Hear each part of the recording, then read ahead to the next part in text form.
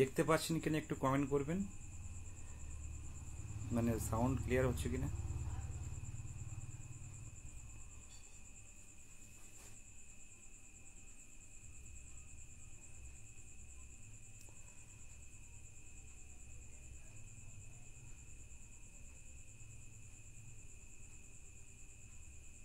হুম হুম, আক্তারুল ভাই ভালো আছি। সংগ্রামীদি ভালো আছি, আপনি কেমন আছেন? আক্তারুল ভাই কেমন আছেন? হ্যাঁ, শুভ্রদেব ভাই কেমন আছেন? ভালো আছেন তো? হুম হুম হুম। হুম, দেখতে পাচ্ছেন প্রণীত ব্যানার্জি। ভালো আছি, মানে ভালো আছি মানে এইরকমই ভালো আছি আমরা, যেমন ভালো থাকার। হুম। সৌমিত্র দেবগোস্বামী অল ক্লিয়ার বলো, হ্যাঁ। আহ, হ্যাঁ শুভ্রদেব, কবে যে নিয়োগ পাবো ভাই সেটাই এখন দেখার। হ্যাঁ সংগ্রামীদের আলহামদুলিল্লাহ ভাই ভালো, থ্যাংক ইউ। হুম। যারা আসছেন একটু কমেন্ট করবেন। শিল্পার কাছ থেকে কমেন্ট আশা করছি, দেখতে পাচ্ছে কিন্তু কমেন্ট করছে না।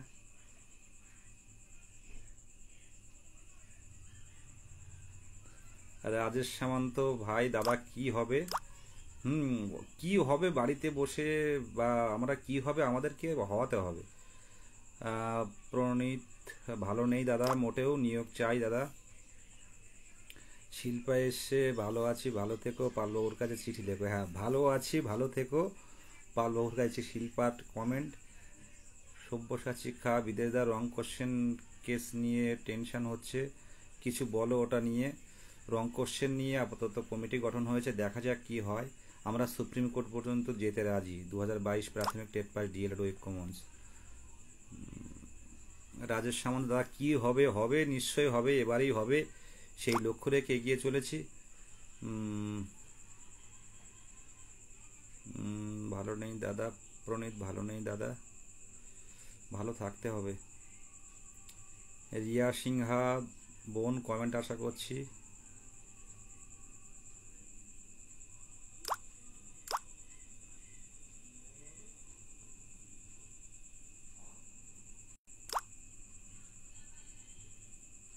চা ফানামু।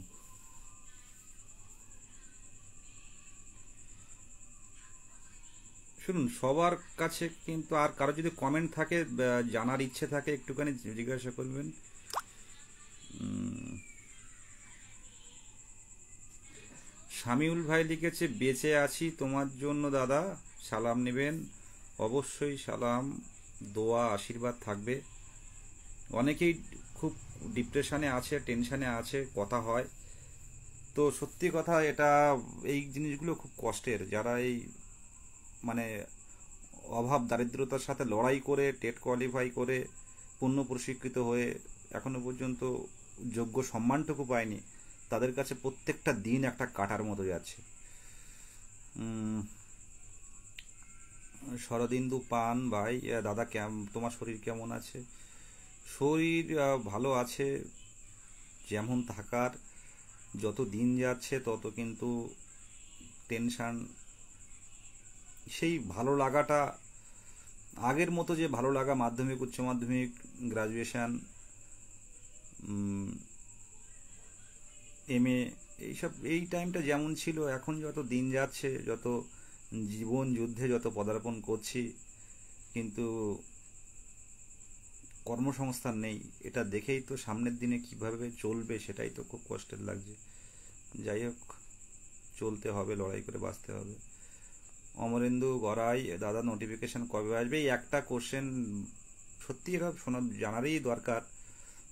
দিনে বহু এই নোটিফিকেশনটা কবে আসবে, পার্সোনালি বা পার্টিকুলার কোনো ডেট এই সময় বলা খুব চাপের। কিন্তু এটুকু বলছি, আমরা কিন্তু এবার থার্ড ফেজ কমপ্লিট। এবার কিন্তু খুব দ্রুত শিক্ষা দপ্তরে যাওয়া হবে, আমরা যাব শিক্ষা দপ্তরে। সেই 11ই মার্চ গত বছরের, সেখান থেকে যে পরপর প্রতিশ্রুতিগুলো এসছিল তার একটা পিডিএফ আকারে নিয়ে গিয়ে আমরা কিন্তু শিক্ষা দপ্তর, ওয়েস্ট বেঙ্গল শিক্ষা দপ্তরে কিন্তু আমরা দেখা করব। সামনের সপ্তাহের মধ্যে আমরা একটা খবর দেব কি হতে চলেছে। দেখুন, শুধু আন্দোলন করা, শুধু রাস্তায় নামা, এইগুলো করার পাশাপাশি কিন্তু আমাদেরকে কর্তৃপক্ষের সাথে কথা বলা, এটা কিন্তু করতে হবে, আলোচনায় আসতে হবে যে কি হতে চলেছে। বিপ্লব পাল, কি হবে দাদা? সবই হবে, ওয়েট করো। অরিন্দম বর্মন, স্যালুট ভাই। পুরুলিয়া থেকে সানোয়ার বলছে,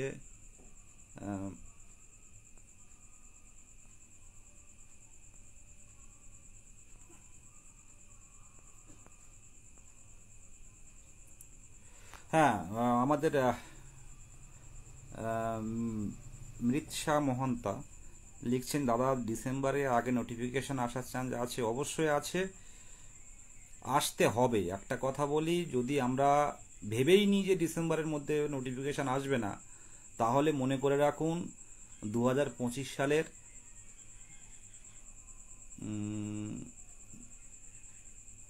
মার্চ, এপ্রিল, মে, জুনের মধ্যে পাবেন, যদি ধরে নেন।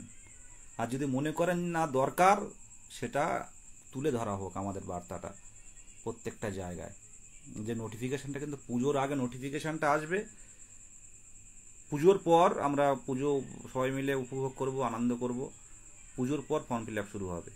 এটা একটা করতে হবে, এটা নিয়ে আসতে হবে। তার জন্য যা করতে হয় করতে হবে। সত্যি জীবন এভাবে চলে না, এভাবে জীবন চলে না, এটা জীবন না। এগুলো বাইরে থেকে দেখলে অনেকে ভাবেন হয়তো ভালো আছি বা কোনো সমস্যা নেই, কিন্তু জীবনটা এটা নয়। জীবনটা এভাবে জীবন চলে না।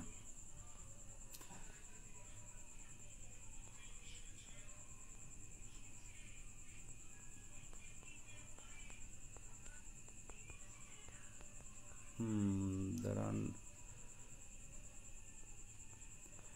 হ্যাঁ, আর কে লিখেছে? মৃত্যু গেলে বিক্রম ভট্টাচার্য, কোশ্চেন ভুলটার জন্য টেনশন হচ্ছে দাদা, এটাকে আটকানোর ব্যবস্থা করো, মাথায় আছে।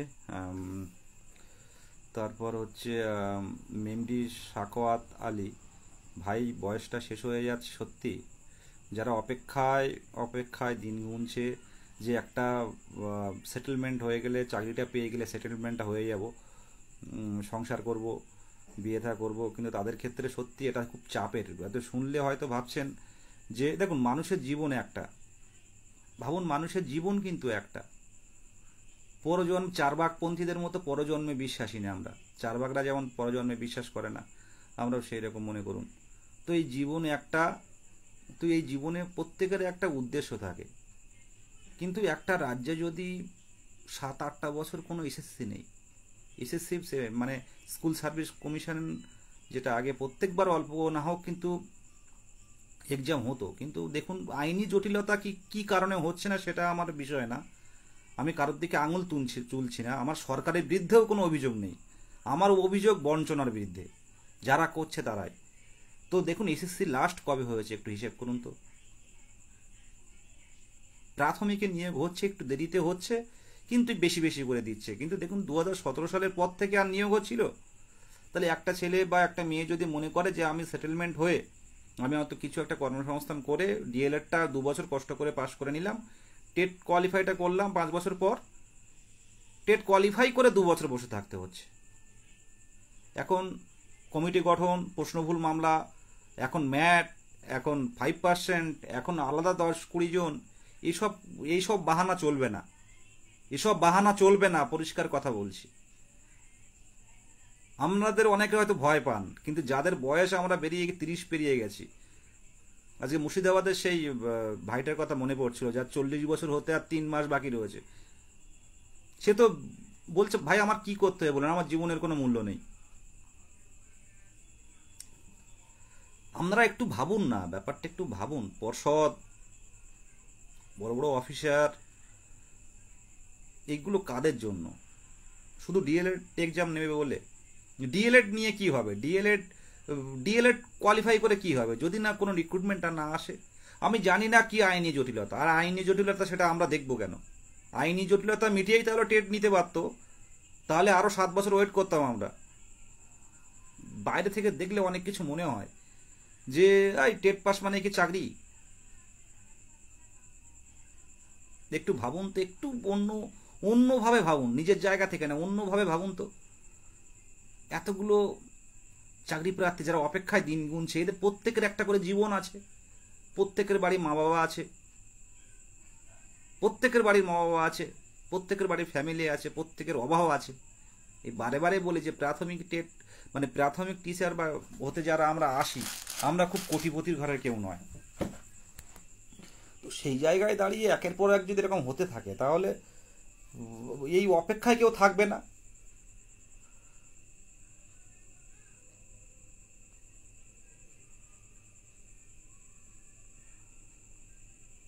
সরকার চাকরি, হ্যাঁ, এসকে আবদুল্লাহ বলছে এই সরকার চাকরি দেবে না। একটা কথা ভাবুন, এই সরকার চাকরি দেবে না আমরা বলছি, কেন দেবে না? সরকার চাকরি দেবে না কেন? একটা নির্বাচিত সরকারের অবশ্যই কর্মসংস্থান দেওয়া উচিত। এটা ভাবুন না নিজের থেকে। আমরা নির্বাচনের মাধ্যমে সরকার গঠন করছি, সেই সরকার কর্মসংস্থান দেখবে না? অন্যান্য যে সরকারের কাজ যেগুলো আছে, যে কাজগুলো করছে, যেসব লক্ষ্মীর ভাণ্ডার থেকে শুরু করে যেসব করছে, তার পাশাপাশি তো রিক্রুটমেন্টটা দরকার, তার পাশাপাশি প্রাথমিকের শিক্ষকটা তো দরকার। এটা বলতে বলতে সবার কাছে একটা সাধারণ ব্যাপার হয়ে দাঁড়িয়েছে যে এটা সাধারণ ব্যাপার।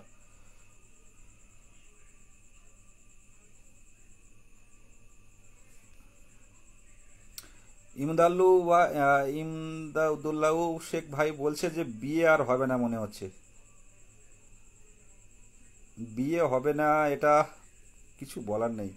সব্যসাচী খা বলছে তোমাকে দেখলেই 2017 সালের কথা মনে পড়ে। সত্যি 2017 সালের কিছু নাম্বারের জন্য হয়নি। যাই হোক, শুভ্রদেব শামিউল ভাই নোটিফিকেশান কবে হবে মনে হচ্ছে দাদা? নোটিফিকেশান ওইভাবে আসবে না, নোটিফিকেশান নিয়ে আসতে হবে। নোটিফিকেশান আসবে না ওইভাবে, নোটিফিকেশান আসবে না।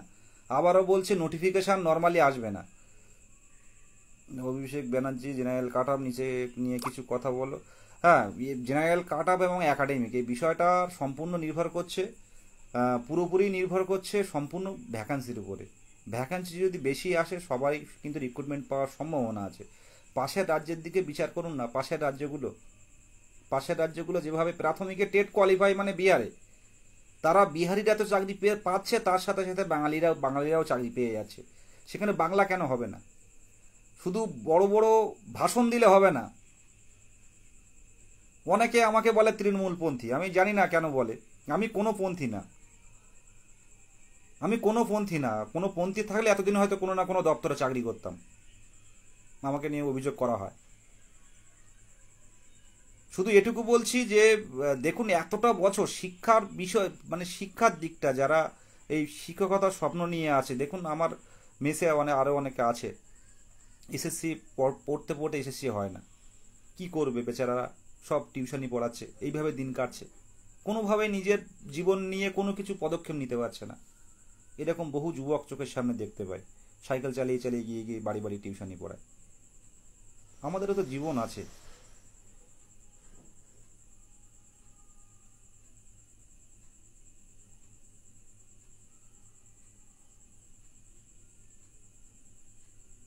হ্যাঁ, এস রিও বলছে না আর কেউ।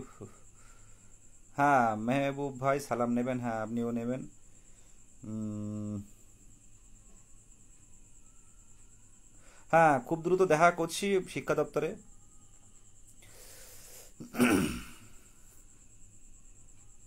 শুনুন, আরেকটা কথা আমি বলতে চাই, যদি আমরা এর আগেও মানে আরটিআই করেছিলাম, কারো যদি মনে হয় যে কতজন ডিএলএড এবং কতজন বিএড আছে এটা জানতে চান, তো আরটিআই করতে পারেন।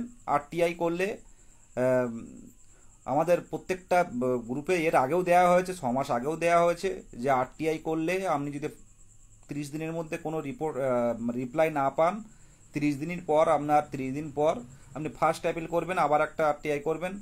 সেটাও না পেলে 31 দিনের পর আবার সেকেন্ড অ্যাপিল করলেন, সেটাও না পেলে থার্ড অ্যাপিল করলেন, করে তাও যদি না আসে,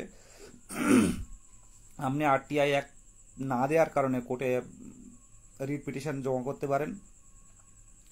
করলে আপনি ইয়ে পাবেন, পিডিএফ পাবেন আশা রাখছি। কেউ যদি মনে হয়, আমাদের টার্গেট হচ্ছে পিডিএফ নয়, আমাদের টার্গেট হচ্ছে বিএডের সার্টিফিকেটটা বাতিল করা। কারণ টেট নেয়ার আগে পরিষ্কারভাবে নোটিশের আগে কিন্তু বলা ছিল যে আমরা এই সাবজেক্ট টু আউটকাম দেখিয়ে বিএডও মধ্যপ্রদেশের বিএড ডিএলএড এর মামলার উপর নির্ভর করছে বিএডের সার্টিফিকেট। পর্ষদ কত অবহেলা করছে, কত অবহেলা করছে আমাদেরকে নিয়ে। যেখানে দেখা নোটিশ মানে টেট টেট দেওয়ার আগে বলা হলো যে বিএড এর সার্টিফিকেট ভ্যালিড করছে সুপ্রিম কোর্টের মধ্যপ্রদেশের বিএড ডিএলএড এর কেসের উপর। সেই মামলার ক্লারিফিকেশন হয়ে গেছে আগস্ট মাসে 11 তারিখে।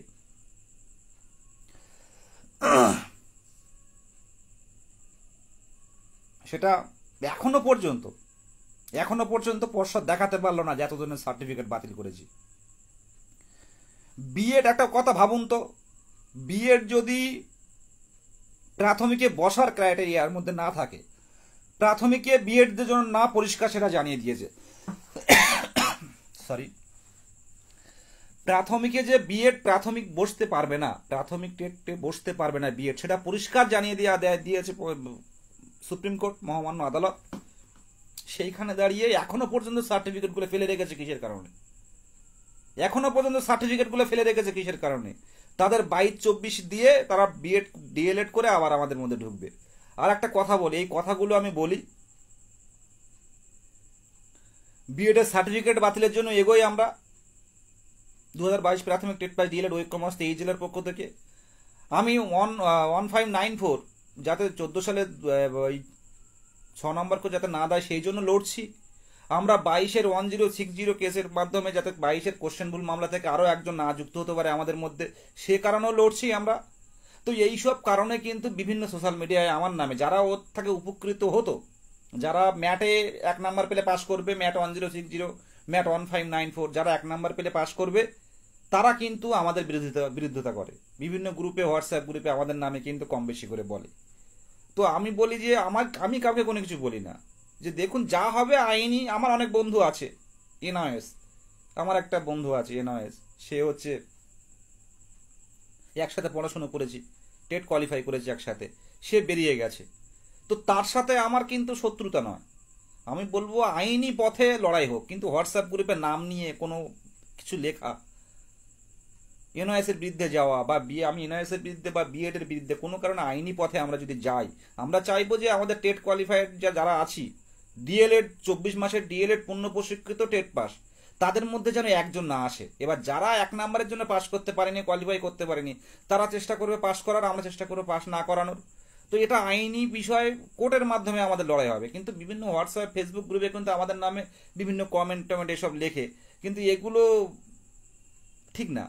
যা হবে আইনি পথে লড়াই হবে। টেট পাস কতজন আছে? পরিচিত ঘোষ, টেট পাস কতজন আছে দেখুন, 97,000, 98,000। বিএড বেরিয়ে গেছে, এনআইএস বেরিয়ে গেলে 20-30,000। তো পাশাপাশি এরকম বেরিয়ে গেছে, অনেকে চাকরি পেয়ে গেল, এই ধরে মোটামুটি খুব কম সংখ্যক ডিএলএড আছে। পার্টিকুলার যদি জানতে চান আরটিআই অবশ্যই করুন, আপনি জানতে পারবেন। আর আগামী দিনে আরটিআই করে কেস অবশ্যই হচ্ছে বা হয়েছে, খুব দ্রুত জানতে পারবেন। যে কেউ আরটিআই করে first appeal, second appeal, third appeal করার পর যদি আপনি কোর্টের দ্বারস্থ হন, অবশ্যই আপনি পিডিএফটা পেতে পারেন। এটা হবে, আগামী দিনেও হবে, এটা কেউ না কেউ করবে। এটা নিয়ে আমরা চাপ নিচ্ছি না। আমাদের প্রথম বা প্রধান টার্গেট এই নয় যে কতজন আছে, আমাদের টার্গেট বিএড এর সার্টিফিকেট বাতিল করার পর, আমাদের যে কেসটা করা হয়েছে, আমরা সবাই মিলে যে কেসটা করেছি, বিএড সার্টিফিকেট বাতিল করার পর আমরা পর্ষদের কাছে চাইবো, পাট করে এগোচ্ছে। এর আগেও কটা জিনিস বাতিল করা হয়েছে, আমি সোশ্যাল মিডিয়াতে বলবো না, যেটা সুপ্রিম কোর্টের অর্ডার অনুযায়ী যেগুলো আমরা করছি। তো তারপরে শেষ পর্যায়ে বলবো, সব বাতিল হওয়ার পর বলবো পিডিএফটা দেখান, এবার সেই পথে এগোচ্ছি। আর শুধুমাত্র যদি বিএড কতজন, ডিএলএড কতজন তথ্য জানার দরকার হতো, তাহলে কিন্তু আমরা এতদিন পেয়ে যেতাম। কিন্তু সেটা টার্গেট রাখছি না। আমাদের যে কেস ফাইল চলছে, কেসটা তুলতে পারছি না, কারণ আপনারা জানেন যে যিনি প্রাথমিক দেখছেন তিনি ফার্স্ট মোশনটা দেখে কিন্তু আর হিয়ারিং করাচ্ছেন না। ফার্স্ট মোশন হিয়ারিংটা, মানে মোশনটা শুনছেন, হিয়ারিংটা অন্য জাস্টিসের কাছে যাচ্ছেন। তো সেই কারণে আমাদের কেসটা তুলতে কিন্তু দেরি হচ্ছে। 3-4টে ঘর চেঞ্জ করেছি, এখনো পর্যন্ত পিডিএফটা তুলতে পারছি না। শুধু পিডিএফ নয়, সার্টিফিকেট বাতিল, এটা ভাববেন। পিডিএফ পাওয়াটা কোনো ব্যাপার না, আমাদের যে কেসটা করা হয়েছে তার মধ্যে সব কিছুই আছে। সেই কেসটা পার্ট পার্ট করে এক এক করে হচ্ছে। এর মধ্যে অলরেডি 2টো সার্টিফিকেট বাতিল করেছি আমরা, আমি এখন বলছি না, কারণ এর আগে আমরা দেখেছি অন্য কেউ একজন বিএড সার্টিফিকেট বাতিলের কেস করেছিল। সেই কেস সোশ্যাল মিডিয়ায় বলে দিয়েছিল, সোশ্যাল মিডিয়ায় শুনে অন্য বিপক্ষ পার্টিরা কিন্তু অন্য কেস শুনে বিপক্ষ পার্টিরা কিন্তু পার্টি হয়েছিল, হয়ে তারা কিন্তু অ্যাডভোকেট দিয়েছিল এবং লড়াই করেছিল। সেই জায়গায় দাঁড়িয়ে আমরা সোশ্যাল মিডিয়াতে বলবো না কার সার্টিফিকেট বাতিল করেছি না করেছি, পরে দেখা যাবে। আর সামনের দিনে বলছি যে পিডিএফটা কতটা দেখার বিষয় না, আমাদের পার্ট পার্ট করে সার্টিফিকেট, বিএড এর সার্টিফিকেট বাতিল করার পর আমরা পিডিএফ চাইব, যে বাদ বাকি কতজন পড়ে আছে দেখান। এটাই শেষ পর্যায়ে আমাদের। 4টে বেঞ্চ চেঞ্জ করেছি, তুলতে পারিনি কোনোভাবেই। তো সামনের দিনে আশা করছি, এই তো ছুটি যেটা হয়ে গেল, সামনের সপ্তাহে একটা কিছু না কিছু হবে। আর সামনের দিনে অনেক আইনি পদক্ষেপ আছে, সেগুলো সোশ্যাল মিডিয়ায় বলা হচ্ছে না। যাই হোক, শের খান বলছে সরকারের সাথে দেখা করতে হবে, সামনের সপ্তাহে যাচ্ছি। অভিজিৎ বাবু বলছেন দাদা রাতে ঘুমাতে পারছি না, অসহ্য হতাশা। এটা সত্যি, এটা শুধু আপনার নয় অভিজিৎ দা, এটা সবার ক্ষেত্রেই। বাঁচতে হবে, তবু লড়াই করতে হবে। যেভাবে আছেন চলতে থাকুন, ইন্টারভিউটা নিয়ে আসতে হবে পুজোর আগেই। এখানে শেরখান বলছে সাথে দেখা করতে হবে দাদা, সরকারে দেখা করব। টেট পাস কতজন রয়েছে এখানে? এই অমিত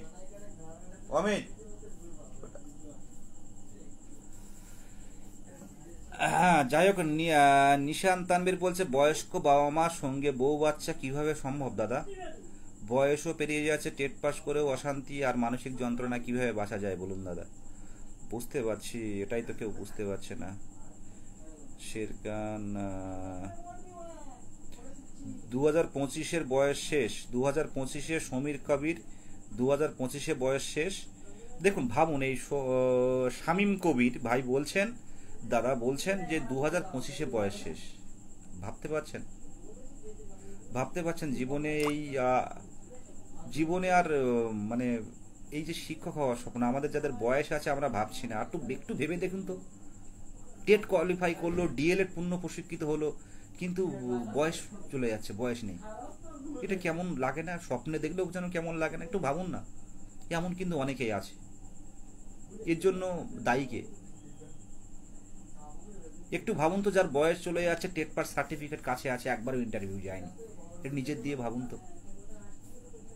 এটাই যন্ত্রণা আর এটাই লড়াই। আসুন না, ছাত্র আন্দোলন কি মোড় নিতে পারে সেটা আন্তর্জাতিক বিষয় দেখে আপনারা দেখেছেন। ছাত্র আন্দোলন কি করতে পারে।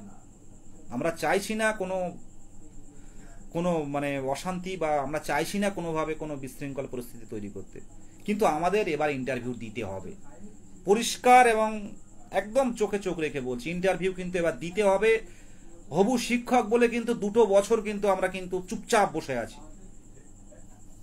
এবার কিন্তু দিতে হবে, আর কোনো কথা হবে না। বিএড শেরখান বললেন, দীপঙ্কর রনি বাজার টেটে একেবারে হরেংমালের মতো অবস্থা নিয়ে যাচ্ছে।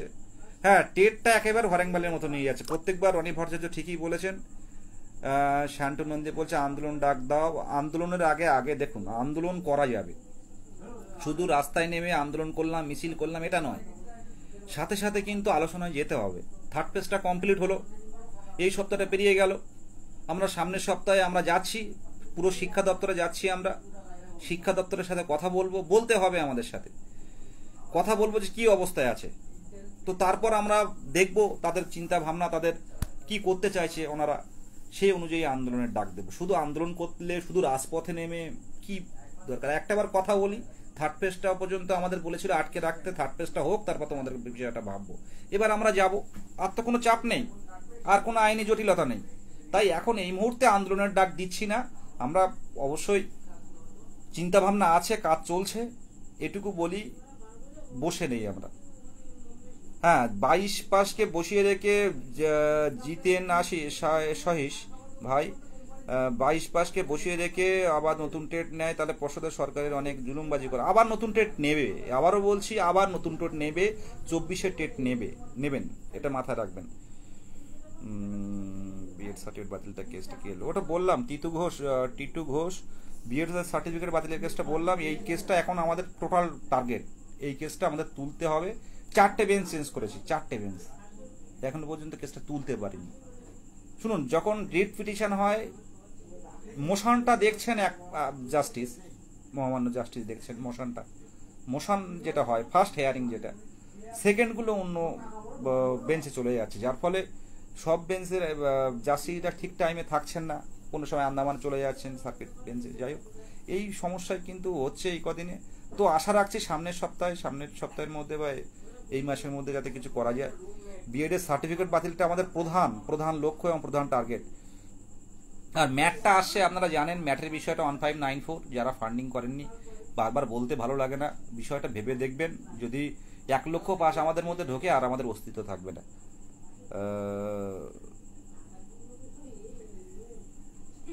রঞ্জন সাধুকা বলছে দফা 1 দাবি 1 মমতার পদত্যাগ। আমি এই বিষয়ে কিছু বলবো না। আর সবচেয়ে বড় কথা, আরজি করার বিষয়টা সত্যি নিন্দনীয়। আমরা চাই প্রকৃত দোষী শাস্তি পাক। সিবিআই কি করছে জানি না, কত দ্রুতার সহিত এটা সমাধান হয়, উপযুক্ত শাস্তি, প্রকৃত দোষী যে তাকে খুঁজে বের করা। একটাই প্রশ্ন জাগে মনের মধ্যে, কাল রাতেও ভাবছিলাম যে একটা সিভিক, আমরা এটা বলতে বাধ্য হচ্ছি, কোনো সরকারের বিরুদ্ধে নয়, আবারও বলছি কোনো সরকারের বিরুদ্ধে নয়, আমাদের লক্ষ্য প্রকৃত দোষীকে বের করা। প্রকৃত দোষীকে বের করে একটা সিভিক ভলেন্টিয়ার, মানে স্বেচ্ছাসেবক যেটা বলে, স্বেচ্ছাসেবক যাকে বলে, সে কি করে একটা ডক্টর ম্যাডামের গায়ে হাত তুলতে পারেন? ব্যাপারটা এটা, এই প্রশ্নটা এখানে, এটা সিবিআই খুঁজে বের করুক। আমরা সাধারণ জনগণ আমরা দেখতে চাই প্রকৃত দোষী শাস্তি পাক, তার প্রকৃত দোষী শাস্তি পাক, কোনো নির্দোষ না শাস্তি পায়। ভারতীয় সংবিধান মহান দেশ আমাদের, ভালোবাসার দেশ আমাদের। এই দেশ হয়তো আমরা বলি দেনান দেয়ার, তাকে ফাঁসি দেয়া হোক, দিনের দিন তাকে ফাঁসি দেয়া হোক, কিন্তু ভারতীয় সংবিধান যেখানে বলছে একজন নির্দোষ যেন সাজা না পায় কোনো ভয়, তাড়াহুড়োর কারণে বা কোনো দ্রুততার কারণে একজন নির্দোষ যে সে যেন কোনোদিন সাজা না পায়, সেই কারণে কিন্তু দেরি হয়। নির্দোষকে কোনোদিন সাজা দেয়া যাবে না, প্রকৃত দোষী খুঁজে বের করা হোক। শিল্পা বলছে, শিল্পা পাল, এবার বাড়ি চেঞ্জ করতে হবে যদি কিছু হয়। হ্যাঁ, বাড়ি চেঞ্জ করবে তাহলে বাড়ি নিতে হবে সেন্ট্রাল গভর্নমেন্টের কাছ থেকে। সার্টিফিকেট কিছু ক্যান্সেল হয়েছে, তবে বিএড নয়, অন্য ট্রেনিং যারা আছে। হ্যাঁ, মানব কুমার বলছে নোটিফিকেশন এলেই সমস্ত সমস্যার সমাধান। ঠিক কথা। আমাদের 15941060 বিএড যারা 22-24 সরকারের পর্ষদের টার্গেট আছে 22-24কে নেয়ার, এটা আপনারা মাথায় রাখবেন। আমি একটু হালকা বলে রাখলাম, 22-24টা নেয়ার খুব টার্গেট আছে। সব বিএড গুলো ওখান থেকে টেট মানে ডিএলএড করছে, আর বিএড এর গ্রুপগুলোতে কিন্তু আমাদের নামে ভালো ভালো কথা বলে।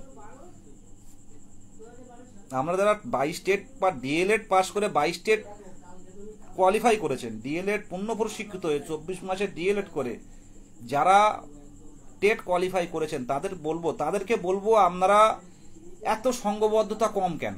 যারা আছেন তারাই অ্যাক্টিভ, আর সবাই কোথায়? আমার তো মনে হয় যে মনে হচ্ছে 10,000 কি 15,000 ডিএলএড আছে। কি মনে হয় আপনাদের? কমেন্ট করুন তো, কোথায় তারা? 10,000 15,000 না হলে 20,000 আছে। কারণ মানে কথার কথা বলছে, 20,000-এর মতো অ্যাক্টিভ দেখা যায়, তার বেশি অ্যাক্টিভ দেখা যায় না। অ্যাক্টিভ মানে ভিডিও দেখতে পাই যেগুলো, কিন্তু পিওর অ্যাক্টিভ কতজন? তাহলে বাদ বাকি যারা আছে তাদের কি চাকরির প্রয়োজন নেই? তারা কি প্রাথমিক ছেড়ে অন্য পেশায় চলে গেছেন? সবাই আছেন। শুধু অনুরোধ করব, এই লাইভটা একটু শেয়ার করবেন, লাইভটা যেটুকু পারেন শেয়ার করুন। পুজোর আগে কিন্তু নোটিফিকেশন আনতে হবে, ম্যাট কিন্তু আটকাতে পারবো না। 9/4 কিন্তু আটকানো সম্ভব হবে না। সুপ্রিম কোর্টের মতো জায়গাটা অনেক ব্যয়বহুল জায়গা, অনেক ব্যয়বহুল জায়গা। সেখানে AOR থেকে অ্যাডভোকেট থেকে শুরু করে সুপ্রিম কোর্টের অ্যাডভোকেট অন রেকর্ড আলাদা রাখতে হবে, আলাদা অ্যাডভোকেট দিতে হবে, আমাদের ওয়েস্ট বেঙ্গল থেকে অ্যাডভোকেট নিয়ে কনফারেন্স করাতে হবে, অনেক কাজ আছে, অনেক কাজ আছে। ম্যাটটাকে আটকাতে হবে। 1060 কমিটি গঠন হয়েছে, আমরা সুপ্রিম কোর্ট পর্যন্ত যাব, যে রায় আসুক না কেন আমরা সুপ্রিম কোর্ট পর্যন্ত লড়তে রাজি, যদি আমাদের বিপক্ষে যায়। আশা রাখছি পজিটিভ, পর্ষদ যেভাবে কাজ করে এগোচ্ছে 22-এর টেট প্রশ্নবুল মামলায়, কোনো সমস্যা হবে না। এমডি বাহারুল ইসলাম বলছেন, বাবার সহ প্রতিবেশীদের সামনে লজ্জায় দাঁড়াতে পারছি না। দেখুন, পড়াশুনো করেছি, হয়তো দেরি হচ্ছে, কিন্তু মাথা উঁচু করে বাঁচুন। প্রণীত ব্যানার্জি, যখন এমন হয় জীবনটা মনে হয় ব্যর্থ। না ভাই, একদম ব্যর্থ নয়। আমার নেটওয়ার্ক ইস্যু হচ্ছে। যাই হোক, পূজা ভট্টাচার্য বলছেন, সৌমেন দাস বিদেশিকা দাদার পিছনের ঘরেরটা ঠিক আছে, আসলে দাদা ফ্রন্ট ক্যামেরাটা লাইভ করছে তাই ওয়াজটা উল্টো। হ্যাঁ হ্যাঁ, ঠিক ঠিক। আজ যে পিকু পালবাবুর বর্তমান বক্তব্যটা একটু শুনুন। হ্যাঁ, অবশ্যই অবশ্যই, সামনের সপ্তাহে কোথাও না কোথাও কয়েকটা জায়গায় যাব। বিএড দেব, ডিএলএড করলে ওরে ঢুকবে বলছে, বিএড করে দেব। দীপ্তাংশু গুহা বিএড করে। সুদীপ গুহ বলছেন, আমাদের সুদীপ ভাই বলছেন। Network issue. সবাই এগিয়ে আসুন, ঐক্যমঞ্চের ডাকা সারাদিন। শুনুন, আমি একটা কথা বলি, সামনের সপ্তাহে আমরা 2022 প্রাথমিক টেট উত্তীর্ণ সক্রিয় যারা 22 সাল থেকে বলা যায়, টেটের পরপরই যারা সক্রিয় ছিল রেজাল্টের দাবি থেকে শুরু করে, তারা কিন্তু আমরা সামনের সপ্তাহে কিন্তু আমরা যাচ্ছি শিক্ষা দপ্তরে। আমরা শিক্ষা দপ্তরে যাচ্ছি, আমরা একদম ডিটেলস শুনে আসবো যে কি করতে চাইছি, কি হবে। তারপর আমরা আন্দোলনের দিনক্ষণ ঠিক করব। আন্দোলন মানে এবার আমাদের মুখ্যমন্ত্রীর কাছে আমাদের যেতে হবে, পরিষ্কার কথা। মুখ্যমন্ত্রীর কাছে যেতে হবে। গ্রিন সিগন্যাল না হলে নাকি নোটিশ আসবে না। গ্রিন সিগন্যালটা কিভাবে আসে সেটা আমাদের, কেন আসছে না গ্রিন সিগন্যালটা, সেটা আমাদের জানা জরুরি। দেখুন, গণতান্ত্রিক সিস্টেম, ডেমোক্রেসি সিস্টেম, আমাদের ডেমোক্রেসি সরকার, জনগণতান্ত্রিক সরকার। আমরা জনগণ, আমরা ছাত্র সমাজ, আমরা চাকরি পাচ্ছি এতদিন ধরে, আমরা কি জিজ্ঞাসা করতে পারি না? আমরা তো মুখ্যমন্ত্রীর কাছে জিজ্ঞাসা করছি। আমরা মুখ্যমন্ত্রী যিনি হবেন তার কাছে জিজ্ঞাসা করবো। আমরা বুদ্ধ ভট্টাচার্য মহাশয় সেদিন মারা গেলেন, মারা যাওয়ার আগে তো তার কাছে গিয়ে জিজ্ঞাসা করিনি। তিনিও একসময় যথেষ্ট প্রদন্ত প্রতাপ নেতা ছিলেন, মুখ্যমন্ত্রী ছিলেন, তার কাছে তো আমরা যাচ্ছি না। এটা ভাবুন না, আমরা যাচ্ছি মুখ্যমন্ত্রীর কাছে, চিফ মিনিস্টারের কাছে যাচ্ছি। আমরা পশ্চিমবঙ্গের চিফ মিনিস্টার, ওয়েস্ট বেঙ্গলের চিফ মিনিস্টার, অবশ্যই আমাদের সাথে দেখা করা উচিত। কেন পারবেন না? একদিন পারলেন না ব্যস্ততার সহিত, দুদিন পারলেন না ব্যস্ততার সহিত, 3 দিন পারলেন না, 4 দিন পারলেন না, 5 দিন পারলেন না, 1 সপ্তাহ পারলেন না, 2 মাস পরে তো আমাদের একটা দেখা করার সুযোগ দেবেন। ভাবুন তো, আমরা চিফ মিনিস্টারের কাছে যাচ্ছি, সমস্যাটা কি জানার জন্য যাচ্ছি। বিদেশ গাজী লড়াই জানে, লড়াই চোখে চোখ রেখে হবে যদি পুজোর আগে নোটিশ না আসে। কোনো ভয় নেই, জীবনেরও কোনো ভয় নেই, কারণ মূল্যবান সময়টা নষ্ট হচ্ছে। এরকম বিদেশ গাজী অনেকেরই, যাদের অবস্থাটা কিছু করার নেই।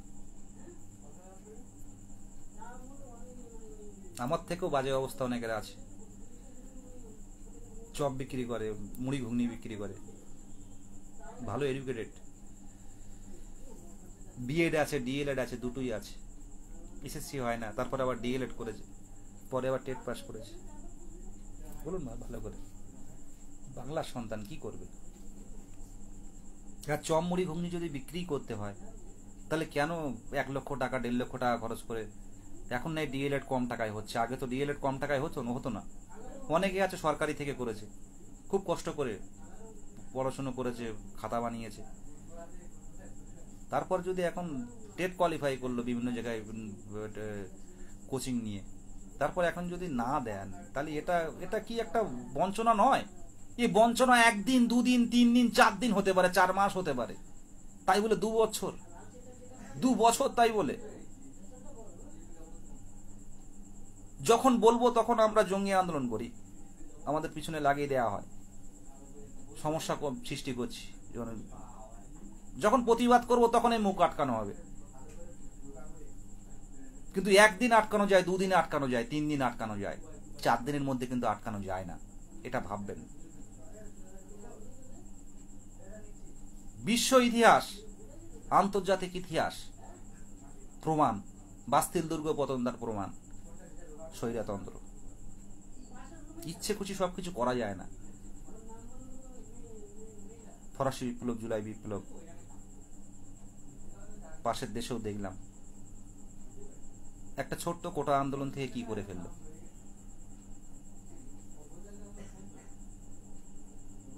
আমাদের ইন্ডিয়া, আমাদের ভারতবর্ষ, আমাদের বাংলা অনেক শিক্ষিত, অনেক এগিয়ে।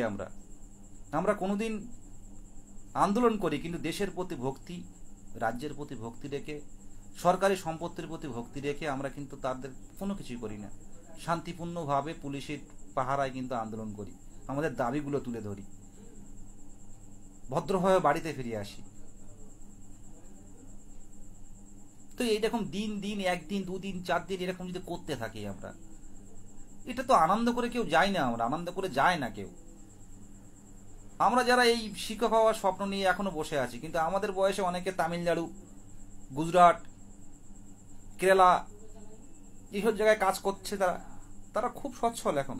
আর ভাবুন না, বাসের বাড়ির আপনি যারা দেখবেন, দেখুন যারা, আমাদের যেন মাথা নিচু করে চলতে হয়। আমাদের হাকিম এসছে মুর্শিদাবাদ থেকে, আমাদের মাথা নিচু করে চলতে হয়। আমার বাড়ি, যে পাশের বাড়ি আমার, যারা তামিলনাড়ু গিয়ে কাজ করে, যারা কেরালায় গিয়ে কাজ করে, যারা ব্যাঙ্গালোরে কাজ করে, তারা অনেক সচ্ছল, নিজের থেকে বাড়ি করছে, নিজের থেকে বাড়ি করেছে, বিয়ে করেছে, বাচ্চা হয়েছে, তারা দিব্যি চলছে, তাদের 6-7 মাস 8 মাস 10 মাস করে কাজ করে আবার বাড়িতে আসে। কিন্তু আমাদের সমস্যাটা অন্য জায়গায় গিয়ে দাঁড়িয়ে গেছে। হবে হবে হবে অপেক্ষা। যদি এমন পরিস্থিতি হতো হয়তো বাইরে চলে যেতে হতো। প্রচুর পরিযায়ী শ্রমিক যারা বাইরে গেছে, দেখুন তাদের পরিবার কিন্তু সচ্ছল এখন। আমাদের বরঞ্চ মাথা নিচু করে চলতে হয় সমাজে। একটু ভেবে দেখুন সবাই, আমি কথাগুলো বলছি, একটু ভেবে দেখুন। লড়াইটা কিন্তু এবার চোখে চোখ রেখে হবে। অ্যারেস্ট হবে, হোক অ্যারেস্ট, হোক।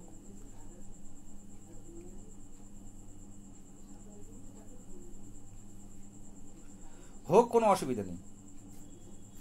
বিদেশ গাজীর সামনে আছে, পরিষ্কার বললাম। বাড়ি মা, আমি তো মেসে থাকি, ভাই বাইরে থাকে, ছোট ভাই জিজ্ঞাসা করে আর কবে কি হবে, আর কবে চাকরি পাবে। ডাইরেক্ট বলে যে কবে হবে, কবে ঢুকবি, বা কবে চাকরি হবে। মা বাবা কল করে জিজ্ঞাসা করে, বয়স হচ্ছে তাদের, হবে হবে করে করে। দাদু আছে, দাদু ছিল, হবে হবে করে করে মারা গেছে। মানে ঠাকুরমা ছিল, দেখবে দেখবে করে করে মারা গেছে। বাবা মা আছে। প্রত্যন্ত গ্রাম, বনে জঙ্গলে যায়, মাছ কাঁকড়া মধু সংগ্রহ করে। সেইভাবে এই পড়াশুনো করেছি। আমার দিক বলছি, এরকম আমার থেকেও শোচনীয় অবস্থা অনেকের আছে। তো সব জায়গায় দেখতে পাচ্ছি, শুধু আমাদের এই ওয়েস্ট বেঙ্গল নয়, শুধু ওয়েস্ট বেঙ্গল নয়, এটা আমাদের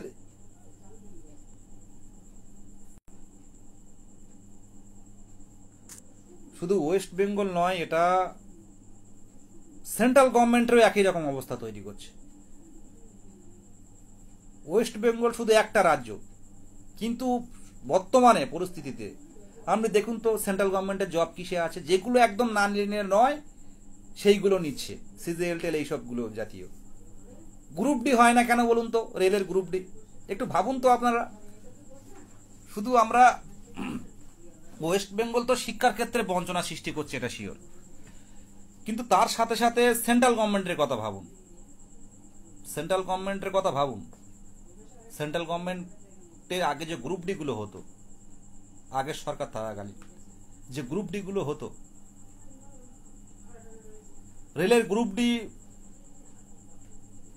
এই সরকার আসার পর সব অনলাইন করে দিল, দিয়ে সায়েন্সটা বেশি করে ঢুকিয়ে দিল। সায়েন্স দিয়ে কি করলেন, সিবিটি টেস্ট 1-2 কম্পিউটার বেসড পরীক্ষা নিল, 1-2 নিল।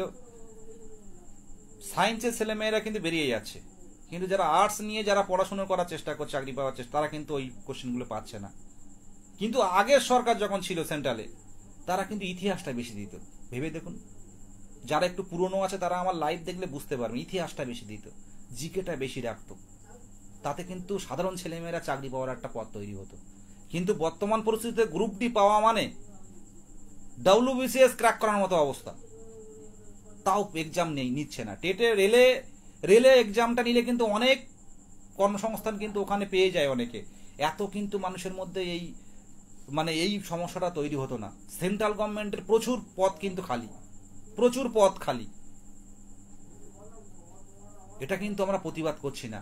আপনারা ভেবে দেখুন, যারা প্রতিনিয়ত, আমি কম্বাইন্ডের ছেলে, কম্বাইন্ড পড়াশোনা করতাম একসময় খুব ভালো করে, খুব কম নাম্বারে অনেক সময় হয়েছে। যাই হোক, না পেলে আজকাল বর্তমান পরিস্থিতিতে আপনি যতক্ষণ না পর্যন্ত কোথাও জব না পাচ্ছেন ততক্ষণ পর্যন্ত আপনার কোনো অবদান নেই, আপনি কোনো কিছু করেননি, এরকম একটা পরিস্থিতি। আজকে ভাবুন তো, সেন্ট্রাল গভর্নমেন্টের কথা ভাবুন তো, ভাষণ আছে, প্রচুর ভাষণ, গরিব থাকবে না, কিন্তু সেন্ট্রাল গভর্নমেন্ট কি দিচ্ছে বলুন? লাস্ট কবে সেন্ট্রাল পরীক্ষা দিয়েছেন? লাস্ট কবে সেন্ট্রালের পরীক্ষা দিয়েছেন আপনি ভাবুন। এত টাইম লাগছে কেন? সব দিক থেকে সামনের দিনে সব দিক থেকে এই সরকারি চাকরি জিনিসটা সব দিক থেকে বন্ধ করে দেওয়া হচ্ছে, সবকিছু বেসরকারিকরণ করার চেষ্টা হচ্ছে, এটা মাথায় রাখবেন। হ্যাঁ, সেন্ট্রাল গভর্নমেন্ট রিক্রুটমেন্ট করছে, অ্যাপ্রেন্টিস করছে, অ্যাপ্রেন্টিস, যেটা আপনাকে যুক্ত করতে গেলে 40,000 মাইনে দিতে হতো, আর অ্যাপ্রেন্টিস মানে একটা শিক্ষানবিশকে নিতে গেলে সেখানে 8,000 টাকা 10,000 টাকা হয়ে যাচ্ছে, তাদের দিয়ে কাজ চালিয়ে নিচ্ছে। দেখুন, একটু ভেবে দেখুন, যারা বুঝতে পারছেন আমার কথা ডাইরেক্ট বুঝে যাচ্ছেন।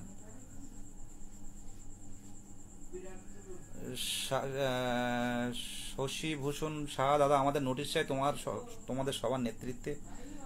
দেখুন, কেউ না কেউ তো লড়াই করবে, কেউ না কেউ তো নেতৃত্ব দেবে, না হলে এই লড়াই, এই বঞ্চনার বিরুদ্ধে নামবো কি করে?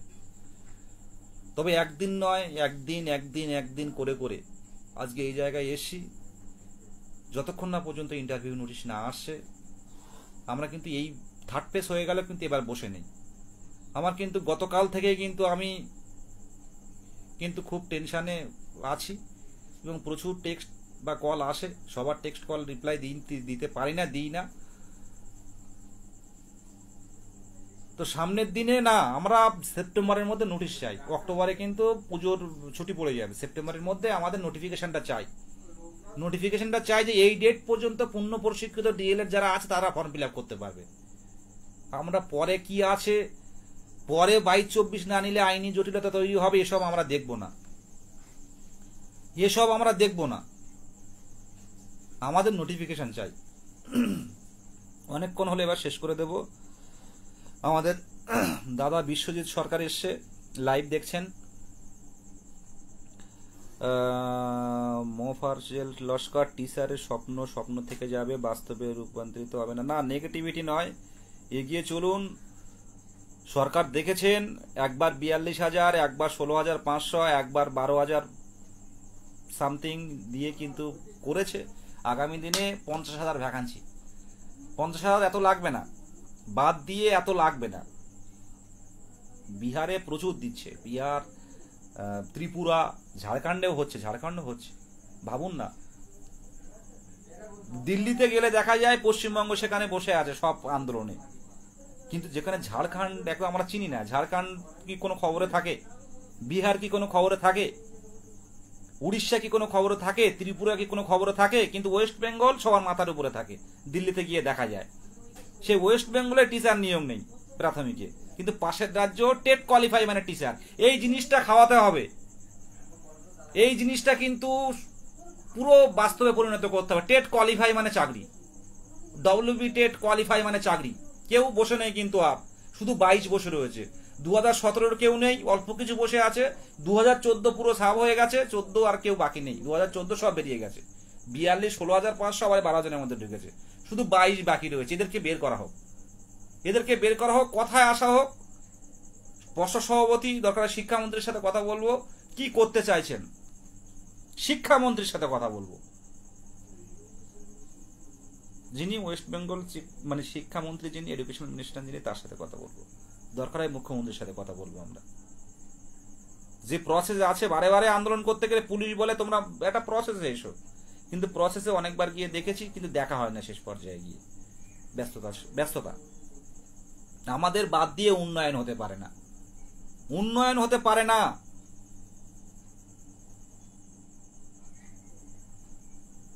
অনেক বছর বসে 1 মাস, 2 মাস, 4 মাস, 6 মাস, এটা ঠিকই আছে। আমরা স্বপ্ন তো এমনি দেখছি না, স্বপ্ন আমাদের দেখানো হয়েছে।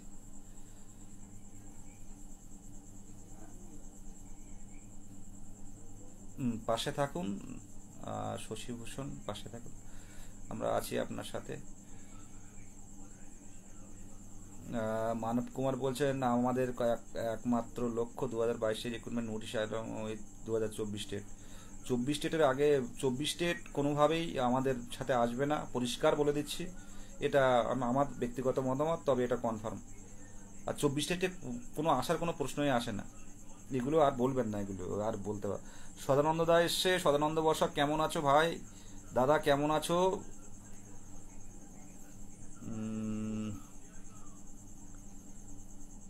সাহিল আনসারি, এস রিও মনে তো হয় দাদা, বিয়ে করিনি বউ। সবারই তো একই প্রশ্ন। মৃণাল কান্তি দাস বলছে we want interview notification. Yes sir. Manab Kumar বলছে গত দেশে আমরা বঞ্চিত, গোটা দেশে আমরা বঞ্চিত। একদম গোটা দেশেই বঞ্চিত। সামনের দিনে চাইছেন প্রত্যেকটা সরকার এই সরকারি চাকরিটা তুলে দেয়া। মোফারচেল লস্কর নোটিশ চাই নয়, নোটিশ দিতে হবে একদম। মানব কুমার সব রাজ্যতেই হচ্ছে, হ্যাঁ সব রাজ্যতেই টেট হচ্ছে। টেট কোয়ালিফাই মানে চাকরি, টেট কোয়ালিফাই মানে চাকরি। পুলক মণ্ডল দাদা, টেনশনে অস্থিরতা কাজ করছে মনে। অস্থিরতা একদম একদম একদম, পুলক মণ্ডল ঠিকই বলছে দাদা, টেনশনের থেকে অস্থিরতা কাজ করছে মনে। অর্পিতা রায় বলছে ধৈর্য মরে যাচ্ছে, ধৈর্য মরে যাচ্ছে একদম। শশীভূষণ দাদা বলছে পুজোর আগে আনতেই হবে, সব ধৈর্য হারিয়ে গেছে দাদা, বয়সটা থেমে থাকছে না তো একদম। মোফারশেল লস্কর টিচারের স্বপ্ন স্বপ্ন থেকে যাবে বাস্তব।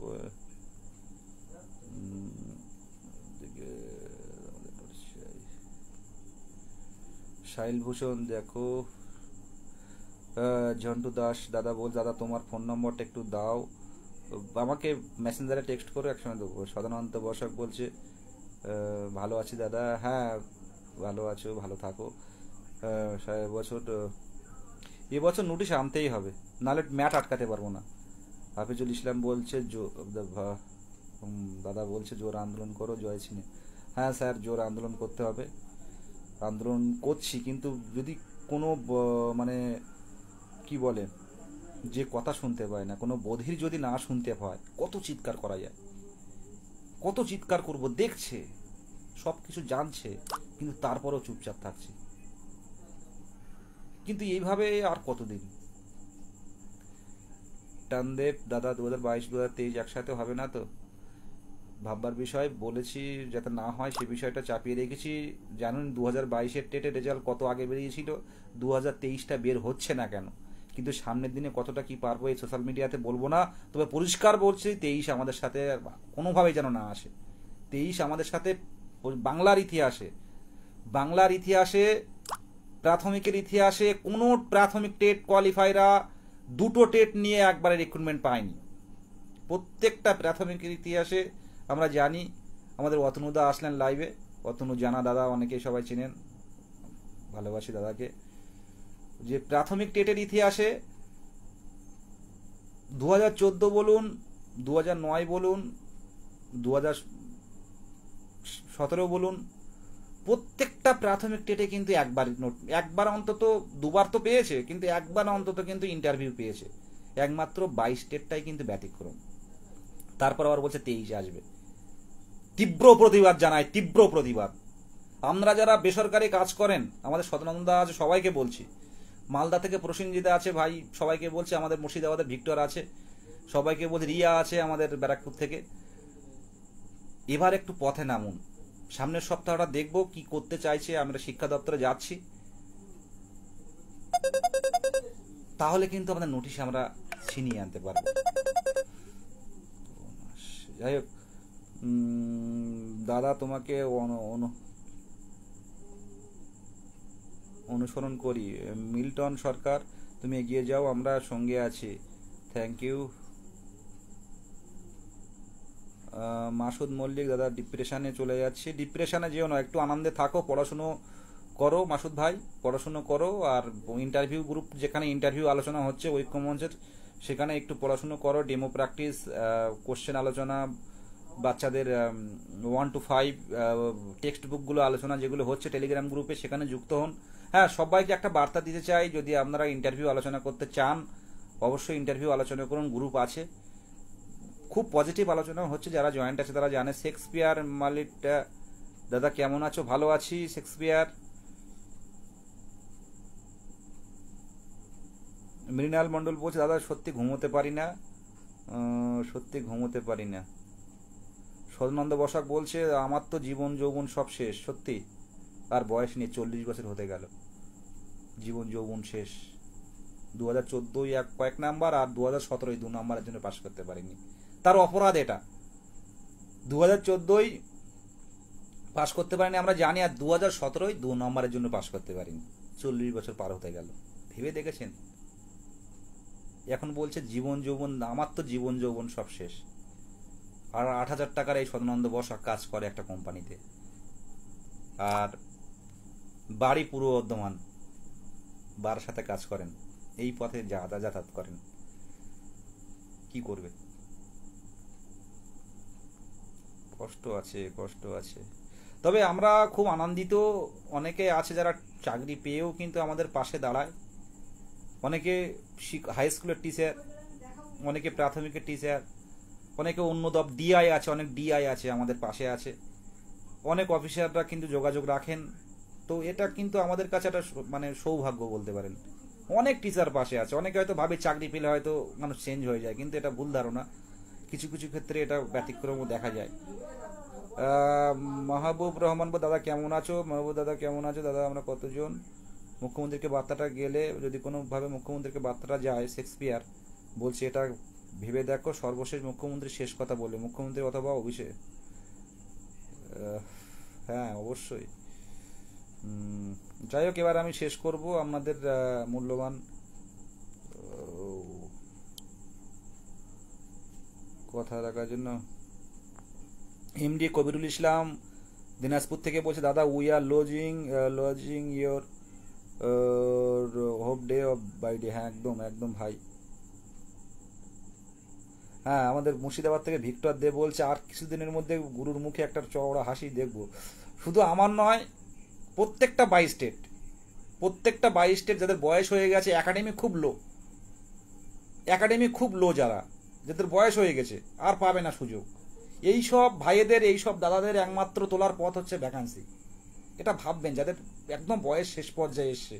আজকে যারা 22-24 যারা ডিএলএড করছে, তাদের একাডেমিক দেখলে বুঝতে পারবেন যে একাডেমিকটা কোন জায়গায় তাদের। তো আমরা চাইছি যে অন্তত ভ্যাকান্সিটা বেশি হোক। ভ্যাকান্সিটা বেশি হলে অটোমেটিক্যালি কিন্তু সবাই কিন্তু যোগ্য সম্মানটুকু পাবে। যাই হোক, এবার রেখে দেবো শেষ। অজয় বরণ বলছে, নোটিশ কবে আসবে? কোশ্চেন বলে দিয়েছি। বিলকিস খাতুন বলছে সেপ্টেম্বরে নোটিশ আসবে দাদা, চেষ্টায়। দেবশ্রী বরাট বলছে, দিদিভাই বলছে, দাদাই ভরসা তো আমাদের মুখ্যমন্ত্রী যেটা বলবেন সেটাই হবে। তো বলার জন্য সেই জায়গাটা আমাদের তৈরি করতে হবে, দ্রুততার সাথে ওনার কাছে যেতে হবে। মেহবুব রহমান বলছে, দাদা কেমন আছো? ভালো আছি, এই আছি। নিশান তানভীর বলছে, দাদা আমি 22 স্টেট পক্ষ থেকে রাষ্ট্রপতি পুরস্কার প্রাপ্ত জাতীয় শিক্ষক আমির উদ্দিন সাহেবের সঙ্গে দেখা করে পুরো ব্যাপারটা আলোচনা করেছি। থ্যাংক ইউ নিশান তানভীর। আবার কমেন্টটা ভালো লাগলো যে, দাদা আমি 22 স্টেটের পক্ষ থেকে রাষ্ট্রপতি পুরস্কার প্রাপ্ত জাতীয় শিক্ষক আমির উদ্দিন সাহেবের সঙ্গে দেখা করে পুরো ব্যাপারটা আলোচনা করছি। ধন্যবাদ ধন্যবাদ নিশান তানবিরদা, ধন্যবাদ, অসংখ্য ধন্যবাদ। প্রত্যেক 22 স্টেট হবু চাকরি প্রার্থীকে আবারও ধন্যবাদ জানাই। আর আমাদের এখন কারোর কোনো আনন্দের সময় না, যদিও ধন্যবাদ দেওয়ারও সময় না। আমাদের যতক্ষণ না পর্যন্ত স্কুলে পৌঁছাতে পারছি, আজকে 3rd পেজটা হয়ে গেল, সব স্কুল পেয়ে গেল, সব স্কুল পেয়ে গেল, অনেক বন্ধুরা পেয়েছে। 14 সালে পাস করা ছিল সব, 14 সালে 17, খুব কম সংখ্যক পাস, 14 সালে ম্যাক্সিমাম পাস। এই 14 সালে যারা একটু বুদ্ধিমান, এক জায়গায় বসে 3-4 জন 5 জন মিলে এক জায়গায় বসে সব পাস করেছে, দেখেছি আমরা। এর আগে তো সবাই আমরা জানি, লাইভে বলছি বলে না, সবাই জানি আমরা এটা ভালো করেই। তো একসাথে অনেকে পাস করেছে, তো পরে ডিএলএড করে এই যে 2022-এর রিক্রুটমেন্টে ম্যাক্সিমাম বেরিয়ে গেছে, 14 কেউ পড়ে নেই। আর দেখতে পাচ্ছি সবাই চাকরি পেয়ে গেছে। 22টা নিয়ে একটু চাপে আছি, 22টা যদি ভ্যাকান্সি বেশি আনতে হবে, ভ্যাকান্সি দেওয়ার আগে অন্তত আমাদের সাথে বসতে হবে। আমরা যারা লিড করি, আমরা যারা নেতৃত্ব দিই এত বছর ধরে, একটা আন্ডারস্ট্যান্ডিংয়ে আসতে হবে। এতদিন তো আন্ডারস্ট্যান্ডিং করে এগিয়েছেন পর্ষদ, আমরা আন্দোলন করিনি, অপেক্ষা করেছি বারে বারে, দেখা করেছি বারে বারে। তো আমাদের ব্যাপারটা আলোচনা করে অন্তত ভ্যাকান্সি দেওয়ার আগে আমাদের সাথে আলোচনাটা কিন্তু করতে হবে, এটা জরুরি। এটা আমি যেহেতু 3rd পেজ কমপ্লিট হয়ে গেল, আর কোনো আইনি সমস্যা আপাতত থাকছে না, তো এইবার কিন্তু আমাদের লক্ষ্য কিন্তু শিক্ষা দপ্তর, বিকাশ ভবন থেকে শুরু করে আর যার যার কাছে যেতে হয় আমরা কিন্তু সেখানে যাব।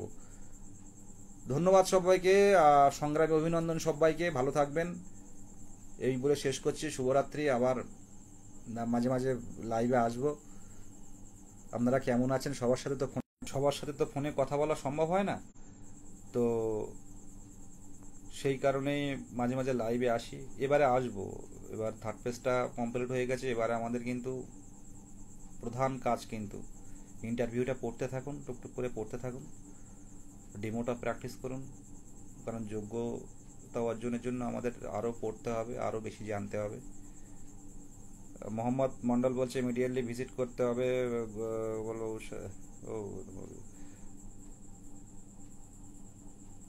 নিশান তানভীর ভাই বলছে উনি আমার সামনেই পরিবহন মন্ত্রীর কাছে কল করেছিলেন, ওনাকে বললেন শিক্ষামন্ত্রী বিষয়টা ব্যাপারটা দেখতে, আলোচনা করতে, সমাধান না হলে উনি আমাদেরকে নিয়ে শিক্ষামন্ত্রীর কাছে যাবেন। নিশান তানভীর ভাই, তুমি আমার সাথে একটু যোগাযোগ করো, আমার মেসেঞ্জারে টেক্সট করো, আমি দেখে নেব। মেসেঞ্জারে একটু টেক্সট করো আলাদা করে। পঞ্চমী ঘোষ বলছে বিদেশদা জিন্দাবাদ নয়, কোনো জিন্দাবাদ নয়। আমাদের লক্ষ্য, আমরা আমাদের আন্দোলন, সমস্ত রকম প্রতিরোধ, আমাদের সমস্ত রকম বিক্ষোভ, আমাদের সমস্ত রকম অসন্তোষ সেই দিনই ধুয়ে মুছে সাফ হয়ে যাবে। আমরা আর কোনো সোশ্যাল মিডিয়াতে কোনো চিৎকার করব না, আমরা কোনো বঞ্চনার বিরুদ্ধে প্রতিবাদ করবো না, কোনো রাজপথে থাকবো না, যেদিন আমরা আমাদের যোগ্য সম্মানটুকু পাবো। আমাদের সরকারের বিরুদ্ধে কোনো ক্ষোভ নেই, আমাদের ক্ষোভ বঞ্চনার বিরুদ্ধে। পরিষ্কারভাবে জানছি, আমার এই লাইভ শুধু টেট পাস্টার না, অনেকেই লাইভ দেখেন, অনেক নেতৃত্ব থেকে শুরু করে অনেক অফিসার, বিভিন্ন ক্যাটাগরির অফিসার থেকে শুরু করে অনেক নেতা থেকে শুরু করে অনেকেই লাইভ দেখেন। তো আমি পরিষ্কারভাবে প্রত্যেকবারই বার্তা দিই, লাইভটা বা এই কথাগুলো কিন্তু সরকারের বিরুদ্ধে নয়, বঞ্চনার বিরুদ্ধে কথা। আর জনগণের বাক স্বাধীনতা থাকাটা কিন্তু ডেমোক্রেসি সিস্টেমে বাধ্যতামূলক।